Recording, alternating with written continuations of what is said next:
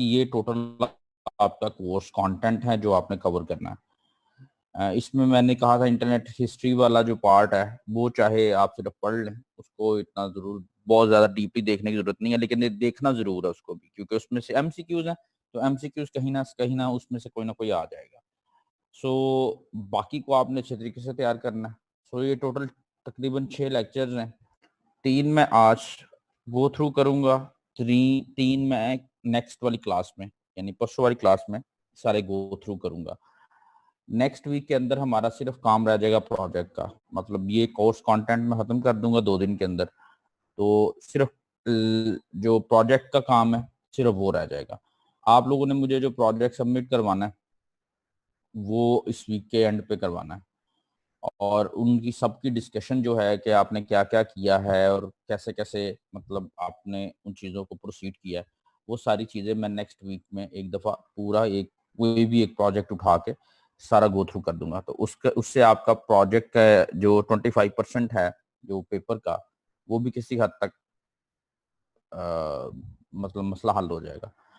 खैर आज का लेक्चर, अगर किसी को क्वेश्चन है then you raise your hand, otherwise I will start. Lectures select किए हैं वो ये हैं, जिसमें हमारा सबसे पहला वाला लेक्चर था ही कॉमर्स और वर्सेस कॉमर्स क्या होती है।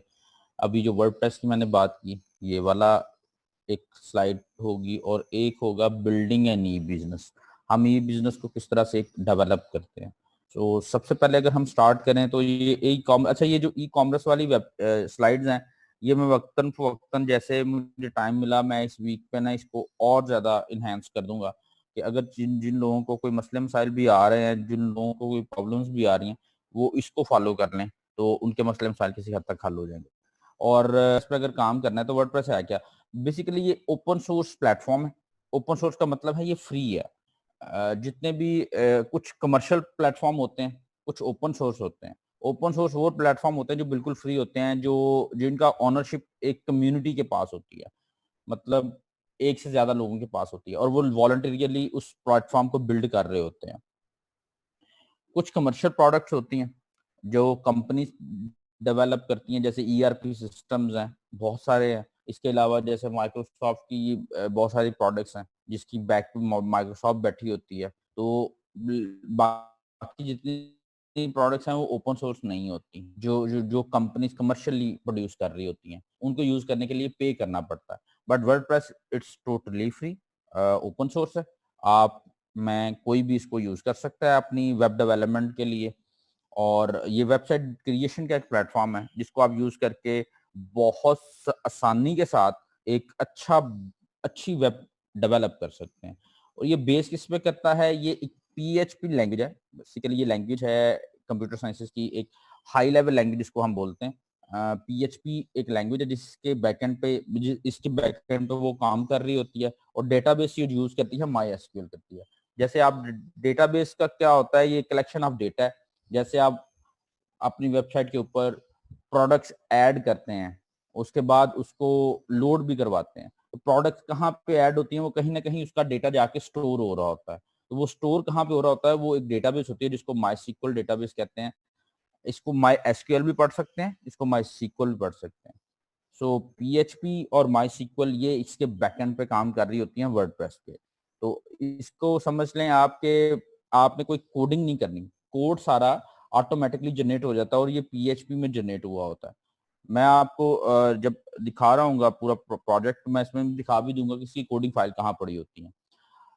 लेकिन इसलिए नहीं बताया अभी तक कि आप लोग में से जाके कोई उसको अगर किसी कोडिंग लाइन में उसमें क्योंकि आपको कोडिंग का सेंस नहीं है, तो उसमें किसी कोड को एक सेमीकोलन भी किसी ने चेंज कर दिया, एक फुल स्टॉप भी लगा दिया, तो वो पूरे का पूरा प्रोजेक्ट चलना बंद हो जाएगा। उसके बाद है ये किस किन किन चीजों को वर्डप्रेस सपोर्ट करती है, किस किस्म की हम वेबसाइट्स इस पे डेवलप कर सकते हैं। तो हम इस पे ब्लॉगिंग की वेबसाइट डेवलप कर सकते हैं, हम ई कॉमर्स जैसे आप लोग कर रहे हैं, ब्लॉगिंग भी आपके ई कॉमर्स वेबसाइट का एक पार्ट है। उसके अलावा बिजनेस बिजनेस पोर्टफोलियो, कि आप अपनी कंपनी का पोर्टफोलियो बनाना चाहते हैं, इवन कि आप अब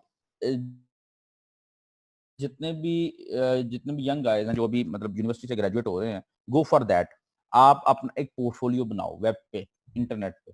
आप लिंक्डइन पे जाओ, वहां पे जॉब्स का सेक्शन देखो, तो आपको देख के पता चलेगा कि बहुत सारी जॉब्स ऐसी हैं जहां पे उनकी रिक्वायरमेंट होती है कि आप अपना पोर्टफोलियो हमें दिखाएं। कि आप फर्ज करें आप अकाउंटिंग की जॉब के लिए अप्लाई करना चाह रहे हैं, तो आपने अभी तक अकाउंटिंग में आपको क्या क्या पता है, क्या क्या किया आपने, कुछ काम किया है। अगर कोई यूनिवर्सिटी के अंदर कोई प्रोजेक्ट किया हुआ है तो वो लिस्ट करें, वहां पे उसकी डिस्क्रिप्शन में डालें, उसको ओवरव्यू दें पूरे प्रोजेक्ट का, और फिर आपकी पार्टिसिपेशन क्या आती है, ये सारी चीजें पोर्टफोलियो में आती हैं। सो वर्डप्रेस टोटली फ्री है। और दुनिया की तकरीबन जितनी भी अच्छी वेबसाइट्स हैं, मतलब ओवरऑल अगर दुनिया में देखें तो 36.2% जो वेबसाइट्स हैं वो वर्डप्रेस को यूज करके बनी है, जो 60 मिलियन बनती हैं।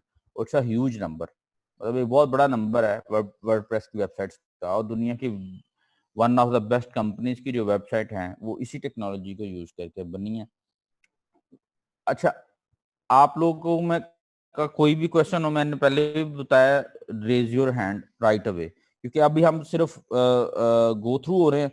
तो अब आपने आपने जितने भी क्वेश्चन अभी अभी साथ साथ वर्डप्रेस प्लगइन क्या होता है जी? ये एक कोड होता है, पैकेज होता है, जिसको आप इंस्टॉल करते हैं अपनी वेबसाइट के लिए फंक्शनैलिटी ऐड करने के लिए। हमने बहुत सारे डिफरेंट प्लगइन्स ऐड करके देखे थे, जिसमें वो कॉमर्स था, जिसमें स्मार्ट स्लाइडर था, इसके अलावा और भी बहुत सारे प्लगइन्स हैं जो आप जितनी फंक्शनैलिटी आप अपनी वेबसाइट पे ऐड करेंगे वो प्लगइन्स के थ्रू करेंगे।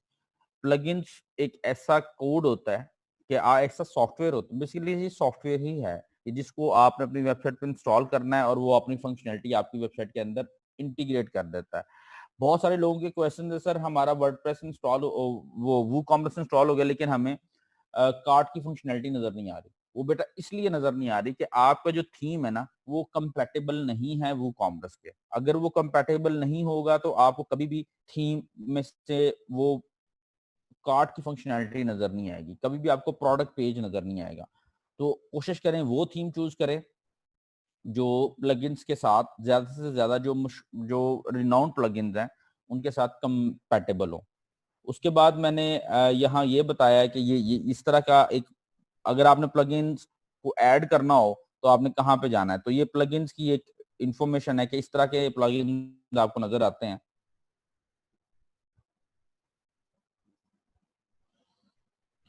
अच्छा जवेरिया, आपका तो स्पेशल केस है, वो मैं प्लगइन, तो प्लगइन को किस तरह ऐड करते हैं? आप प्लगइन्स में जाते हैं, ठीक है, प्लगइन्स में जाके, सॉरी, प्लगइन्स में जाते हैं, ऐड करते हो प्लगइन्स को। प्लगइन्स को ऐड करने के बाद उसको सिर्फ क्लिक करते हो इंस्टॉल नाउ पे, और उसके इसके बाद वो इंस्टॉल हो जाता है।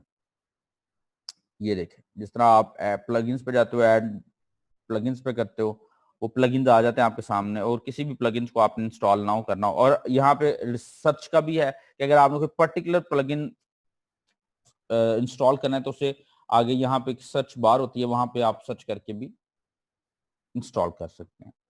उसके बाद ये वर्डप्रेस थीम क्या होते हैं? तो वर्डप्रेस थीम आपको पूरा फ्रेमवर्क, आपकी वेबसाइट का पूरा स्ट्रक्चर प्रोवाइड करते हैं। आपने अभी तक देख लिया होगा कि आप अपने वेबसाइट के ऊपर अगर किसी वेबसाइट का थीम चेंज कर दिया जाए तो पूरी उसकी लुक एंड फील चेंज हो जाती है, उसका पूरा स्ट्रक्चर, उसका लेआउट चेंज हो जाता है, उसकी कलर स्कीम चेंज हो जाती है, उसका स्टाइल, उसका टोटल, उसके एक बिहेवियर, वो एक डिफरेंट वेबसाइट नजर आती है। बेटा स्लाइड अपलोडेड है मरियम, ये मैंने आपकी वेबसाइट, आपकी जो ड्राइव है ये पड़ी के हवाले से, यहाँ पे सारी चीजें आप थीम के थ्रू सेट करते हैं किसी भी वेबसाइट के ऊपर। आप जब वेबसाइट के काम कर रहे होते हैं तो आप उसका थीम बार बार चेंज नहीं कर सकते। मैंने उस वक्त भी कहा था कि आप शुरू शुरू में थीम एक सेलेक्ट कर लें, उसके बाद आपने थीम नहीं चेंज करना, क्योंकि जब आप थीम चेंज करेंगे तो बहुत सारी चीजें कंफ्लिक्ट कर जाएंगी। मतलब आपके कुछ ऐसे प्लगइन्स होंगे जो पुराने वाले थीम के साथ सही चल रहे होंगे लेकिन नए थीम के साथ नहीं चलेंगे। तो आपने कोशिश ये करनी है कि बजाय कि आप पहले सारा स्ट्रक्चर रेडी कर लें और थीम रेडी कर लें, प्लगइन्स रेडी कर लें, और बाद में आपको ख्याल आए कि ये थीम अच्छा नहीं है, मुझे एक और अच्छा थीम मिल गया, अब मैं इस पे थीम इंस्टॉल कर लूं। जब आप थीम इंस्टॉल करेंगे बहुत सारे क्लैशेस आ जाएंगे, माइट भी ना भी आए, लेकिन हो पॉसिबिलिटीज आर देयर कि बहुत सारे क्लैशेस आएंगे और आपकी बहुत सारी फंक्शनैलिटी जो है जो पहले चल रही होगी उसके बाद चलना बंद हो जाएगी। सो कोशिश करें कि थीम्स को है वो पहले सबसे पहले सेलेक्ट करें, थीम के अंदर देख लें क्या चीजें देखने वाली होती हैं, थीम के अंदर आप ये देखें, आपके लिए क्योंकि आप ई कॉमर्स बना रहे हैं तो वो कॉमर्स सपोर्टेड होना चाहिए, स्मार्ट स्लाइडर सपोर्टेड होना चाहिए, इसके अलावा स्टिकी मेन्यू सपोर्टेड होना चाहिए, और जितने भी प्लगइन्स आप उसमें से डिस्क्रिप्शन में से देखें कि वो कौन कौन से प्लगइन्स को सपोर्ट करता है, और उसका एक पूरा डेमो भी होता है साथ। तो डेमो एक दफा देख लिया करें कि इसका लुक एंड फील किस तरह का बनेगा इस थीम का। तो उस थीम को आपने यूज करने से पहले उसका एक कंप्लीट डेमो देखना है। थीम को ऐड करने का तरीका क्या है जी? सिंपल, बहुत सिंपल है। आप अपीयरेंस में जाते हैं, अपीयरेंस में जाने के बाद आप सिंपली वहां पे थीम के मेन्यू में जाते हैं और ऐड न्यू करते हैं, और आपके पास एक प्रॉपर, यहाँ थीम में बहुत सारे थीम्स आ रहे होते हैं, किसी भी थीम को सिलेक्ट करते हैं और इंस्टॉल पे क्लिक करते हैं, उसके बाद जस्ट उसे एक्टिवेट करते हैं।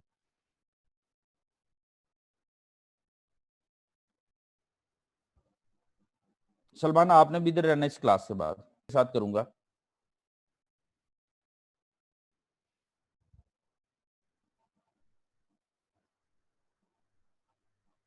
सबसे पहले हमने देखा था जी ई कॉमर्स और कॉमर्स के अंदर डिफरेंस क्या है। तो ई कॉमर्स होती क्या है? क्या ई कॉमर्स कॉमर्स का रिप्लेसमेंट है?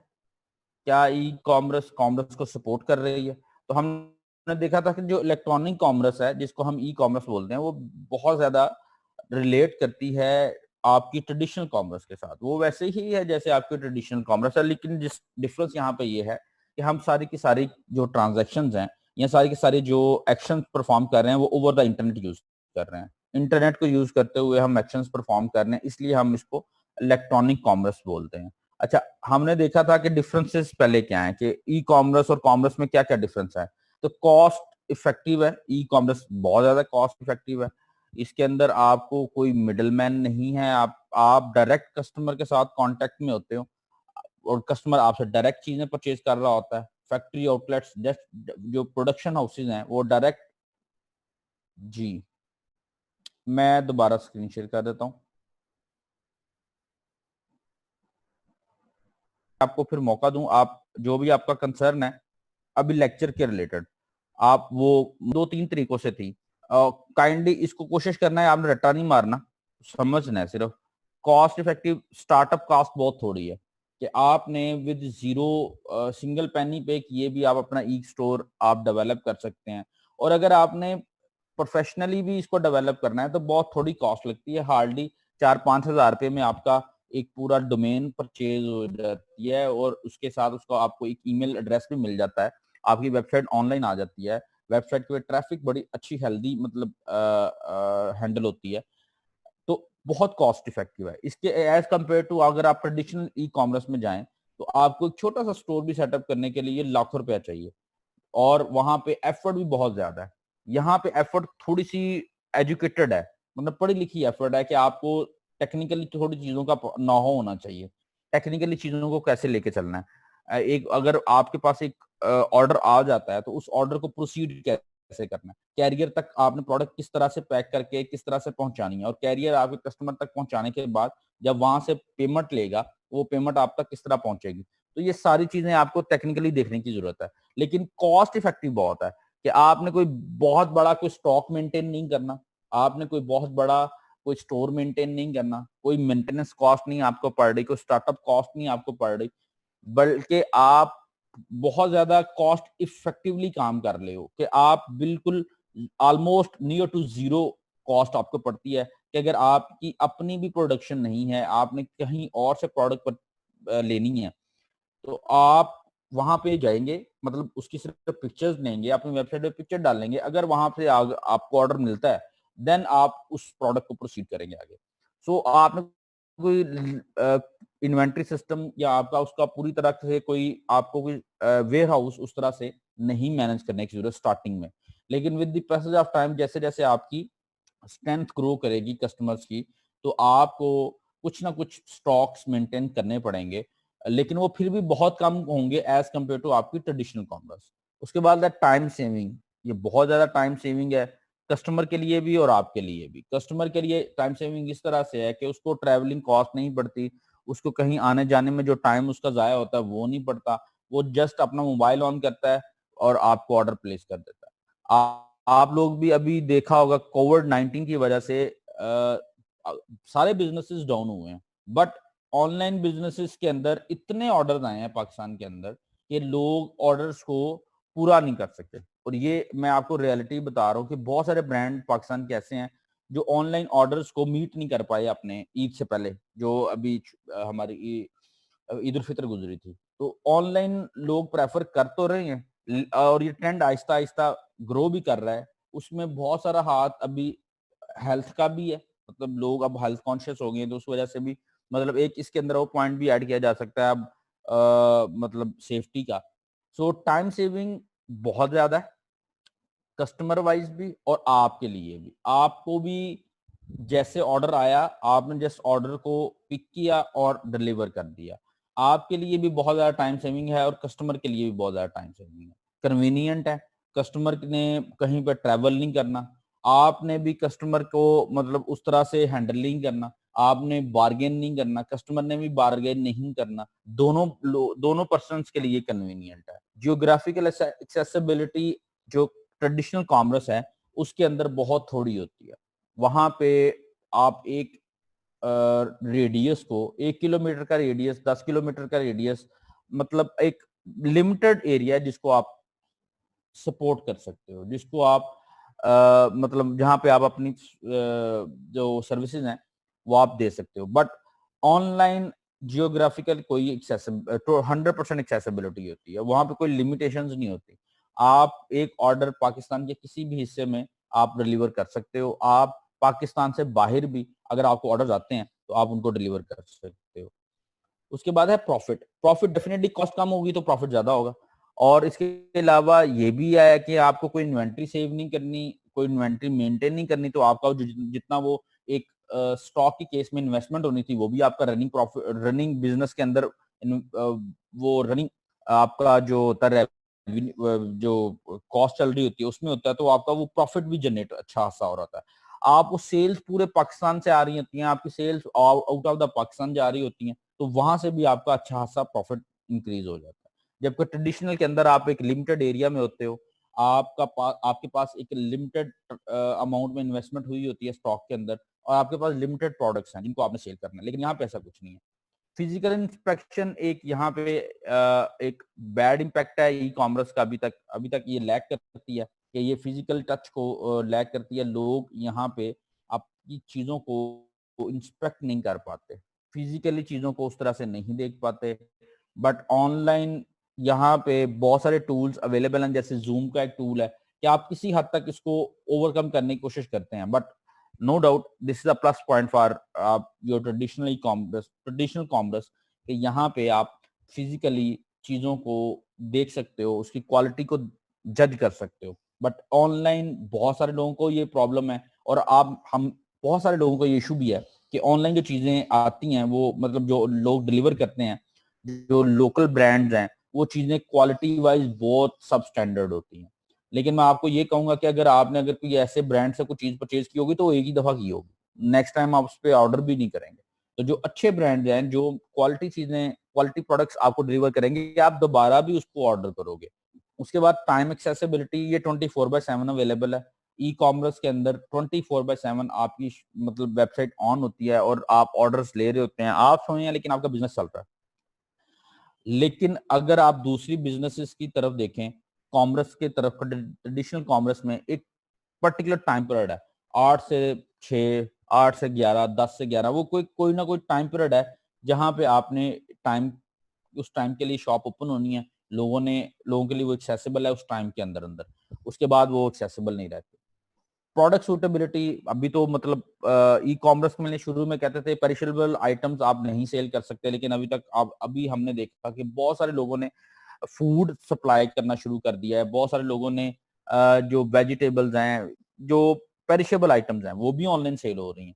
सो पहले कहा जाता था कि आप गोल्ड सेल नहीं कर सकते, आप पेरिशेबल आइटम सेल नहीं कर सकते, आप एंटीक सेल नहीं कर सकते। लेकिन आज के दौर के अंदर भी इस तरह से कोई कोई लिमिटेशन नहीं रह गई। ट्रेडिशनल कॉमर्स की तरह आप भी हर चीज यहाँ पे ई कॉमर्स के अंदर आप सेल कर सकते हैं। आपका ह्यूमन रिसोर्स जो होता है, जो ट्रेडिशनल कॉमर्स में है, वो इतना पढ़ा लिखा नहीं होता और वो इतना महंगा भी नहीं होता। बट उनकी क्वांटिटी ज्यादा होती है। मतलब एक छोटी सी शॉप को मेंटेन करने के लिए कम से कम 2 या 3 बंदे चाहिए होते हैं। ई कॉमर्स ई स्टोर के लिए, एक बड़े स्टोर के लिए जिसके डेली अगर आपके 50 ऑर्डर्स भी आ रहे होते हैं तो एक आदमी काफी है। वो वेबसाइट को भी डील कर लेगा, ऑर्डर्स को भी डील कर लेगा, और उनके कस्टमर्स को जो फीडबैक देना है या ऑर्डर कंफर्म करना है तो वो एक बंदा इजीली कर सकता है। बट ये बंदा एजुकेटेड होता है, टेक्निकल होता है। जैसे आप लोग ग्रेजुएट हो अभी, तो आप लोगों के लिए तो बहुत बेस्ट एक एक स्टार्टअप है, क्योंकि अभी कोविड की वजह से जो इंडस्ट्री के हालात हैं, जो आप सब सब सब हम लोग सब इसमें से गुजर रहे हैं, और आप लोगों को आइडिया हो चुका होगा कि मार्केट, जॉब मार्केट जिसकी मैं बात कर रहा हूँ, उसके हालात बहुत ही बुरे हैं। आई थिंक मैंने कभी जॉब मार्केट के हवाले से इतने वर्स जो सिचुएशंस हैं वो बहुत कम देखी हैं। तो लोग अभी सिर्फ वो कंपनीज के अंदर बच रहे हैं जो या तो बहुत ज्यादा टेक्निकली साउंड है, या कंपनीज को उनकी जरूरत है। जो भी बंदा कंपनी पे थोड़ा सा भी वो बर्डन फील कर रहे हैं तो वो they are going to lay off. Pakistan की इंडस्ट्री के अंदर भी बहुत बड़े बड़े कंपनीज ने बहुत सारे अपने एम्प्लॉयज को ले ऑफ किया। तो अब जो ऑप्शन बचती है आप लोगों के पास, जो एजुकेटेड लोग हैं उनके पास ऑप्शन यही बचती है, या आप अपनी फील्ड को बिजनेस की तरफ लेके आओ या फ्रीलांसिंग की तरफ लेके आओ। अब फ्रीलांसिंग तो मैं इधर नहीं, मतलब इतना इतना टाइम भी नहीं है मैं सिखा सकूं, और हालांकि मेरा मूड था कि ये जो आपका वर्डप्रेस का प्लेटफॉर्म है जो लोगों ने सीखा है, तो मैं ये कोशिश किया करूंगा कि यार आप लोग इसको अगर सीख रहे हो इसको जाया नहीं करो। आप जाओ फाइवर पे जाओ, वहां पे जाके गिग्स बनाओ। लोग वहां पे आपको बहुत सारे मिल जाएंगे जो आपको आप वेबसाइट डेवलपमेंट के लिए, आपके अभी तो इर्द गिर्द पाकिस्तान से बहुत ज्यादा काम आना शुरू हो गया, क्योंकि जितने भी लोकल ब्रांड्स हैं, जो लोकल हमारे छोटे छोटे शॉप्स हैं, वो भी चाह रहे हैं कि हम ऑनलाइन अपना वेबसाइट डेवलप कर लें और हम ऑनलाइन अपने प्रोडक्ट को सेल करें। क्योंकि कोविड 19 की वजह से जो सिचुएशन क्रिएट हुई है उसमें ये एक लाइफलाइन बची है बिजनेसेस के पास, जिसके थ्रू वो अपनी प्रोडक्ट्स को कस्टमर तक पहुंचा सकते हैं। आपने अगर देखा हो तो आपका जो व्हाट्सएप है, इसके ग्रुप्स के थ्रू बहुत सारे लोगों ने चीजें सेल करने की कोशिश की है। बट वर्डप्रेस ग्रुप के जो व्हाट्सएप ग्रुप है उसकी बहुत सारी लिमिटेशन है, बहुत सारी लिमिटेशन है, जो कि आप अगर हम लोग हमारी जो पब्लिक है जैसे वो अवेयर हो रही है, तो ये एक प्लेटफॉर्म आगे इवॉल्व होता मुझे नजर आ रहा है। तो आप लोगों से को मैं यही कहूंगा कि बेटा आपने अगर मेहनत की है इसको जाया नहीं करना। एक प्लेटफॉर्म अगर आपको थोड़ा बहुत समझ जाना शुरू हुआ है तो इसको समझें। ट्यूटोरियल्स इतने पड़े हैं यूट्यूब के ऊपर, उर्दू में हिंदी में इतने पड़े हैं कि आप अगर किसी एक चीज को भी फॉलो कर लेते तो पूरा प्रोजेक्ट अभी तक। अच्छा मैं आपको एक बात बताऊं बेटा रुसा, जितने भी वहां पे लिमिटेड है, मतलब वहां पे जिस तरह अभी हम वर्चुअल प्लेटफॉर्म पे बैठे हैं तो वो ये भी वर्चुअली आप इंटरेक्ट कर रहे होते हैं, तो स्क्रीन टू फेस होता है, लेकिन जो आपकी ट्रेडिशनल कॉमर्स है वो फेस टू फेस कॉन्ट्रैक्ट है, तो उसमें इंटरेक्शन ज्यादा होती है। यहाँ पे इंटरेक्शन कम है, वहां पे इंटरेक्शन की वजह से एक ट्रस्ट फैक्टर आ जाता है। डेफिनेटली दुनिया की सबसे best communication human to human है। तो कभी भी आप मशीन टू ह्यूमन जो इंटरेक्शन होती है उसको कभी भी आप ये नहीं कह सकते ये बेस्ट है, वो कभी भी मुतबादल नहीं हो सकती, कभी भी रिप्लेस नहीं कर सकती ह्यूमन टू ह्यूमन टच को। उसके बाद प्रोसेस, आपका प्रोसेस बहुत ज्यादा इंप्रूव्ड है ई कॉमर्स के अंदर। आपका सारा का सारा काम कंप्यूटराइज्ड है, यहाँ पे सारे के सारे ऑर्डर्स कंप्यूटराइज्ड आ रहे हैं, कंप्यूटराइज्ड वो प्रोसेस भी हो रहे हैं, और कंप्यूटराइज ही वो क्लोजर की तरफ भी जा रहे हैं। तो स्टार्ट टू एंड वो सारे का सारा प्रोसेस कंप्यूटराइज्ड है। तो उसकी वजह से ह्यूमन इंटरेक्शन बहुत कम है, लिमिटेड है, जिसकी वजह से यहाँ पे बहुत कम क्लैरिकल मिस्टेक का मसला है। अदरवाइज आपकी ट्रेडिशनल कॉमर्स में बहुत ज्यादा क्लैरिकल मिस्टेक्स हैं। उसके बाद है रिसोर्स फोकस। आप चीजें पहले नहीं खरीदते ई कॉमर्स के अंदर, आपको ऑर्डर मिलता है तो आप चीजें खरीदते हैं। लेकिन ट्रेडिशनल कॉमर्स में आपको ऑर्डर पहले वो चीजें पहले खरीदनी पड़ती हैं, स्टॉक मेंटेन करना पड़ता है। स्टॉक मेंटेन करते हैं आप, अपने प्रोडक्ट को डिस्प्ले करते हैं अपनी शॉप के अंदर, तो फिर आपको ऑर्डर मिलते हैं, अदरवाइज आपको ऑर्डर नहीं मिलता। फ्रॉड फ्रॉड तो दोनों के अंदर ही है। ई कॉमर्स में थोड़ा सा ज्यादा इस सेंस में आ जाता है कि हम लोग मतलब उस तरह से अभी वेल ग्रूम्ड या वेल एजुकेटेड कह लो, वेल एजुकेटेड तो शायद नहीं, वेल मैन मतलब हम अखलाकियात के एतबार से फ्रॉड करना ज्यादा आसान समझते हैं बजाय कि हम बिजनेस करें। तो यहाँ पे लोग फ्रॉड का कॉन्सेप्ट हमारे यहाँ तो ज्यादा है क्योंकि अभी लेजिस्लेशन भी नहीं है। मैंने अभी एक एक आपके साथ एक फ्रेमवर्क डिजाइन जो हुआ था ई कॉमर्स का 2019 के अंदर जो भी हुआ है वो भी शेयर किया है। तो अभी तक लेजिस्लेशन नहीं हो सकी पाकिस्तान में और बिजनेस बहुत ज्यादा ग्रो हो गया है, लेकिन इंटरनेशनल मार्केट के अंदर इस तरह का कोई सीन नहीं है। वहां पे अगर आप करेंगे फ्रॉड तो आपको पे करना पड़ता है, वहां पे आपको लोग सू भी कर सकते हैं। अच्छा, हम लोग पढ़ क्यों रहे हैं ई कॉमर्स? ये बड़ी एक ये सिर्फ आप लोगों के लिए था कि ये रियलिटी है 21st सेंचुरी की। आप बिजनेस अगर स्टार्ट करना चाहते हैं तो आप सबसे पहले उसकी वेबसाइट ही बनाते हैं। आज की दुनिया के अंदर जो लोग नया बिजनेस स्टार्ट कर रहे हैं तो सबसे पहले उसकी वेबसाइट डेवलप करवाते हैं, वेबसाइट लॉन्च करते हैं, उसके बाद अपनी शॉप्स वगैरह या शोरूम्स वगैरह या जो डिस्प्ले सेंटर्स हैं वो लॉन्च करते हैं। जो कोई भी नई प्रोडक्ट्स आती है वो सबसे पहले